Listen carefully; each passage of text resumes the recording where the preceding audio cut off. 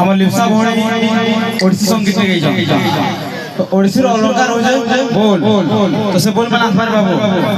जेना सुलह को सुलह जेना छिड़ू दवा जेना सुलहर मात्र बोल दे दमा आसबा कासबा ओम कट गिगी कटा कटा गिगी कटा कटा गिगी कटा कटा गिगी कटा कटा ना गिगी कटा कटा गिगी कटा कटा गिगी कटा कटा ना किता दिन ताना ना किता गति कना किता गति कना धा धा ना ना दिका दिका दिका दिका दिका धा धा धा कत धा कत धा कत धा कत धा कत धा कत धा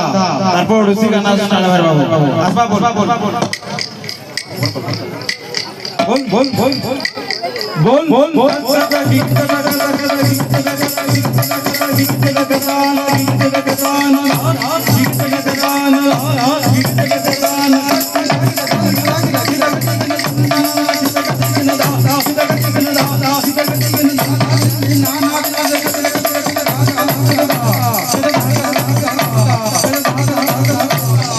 साथी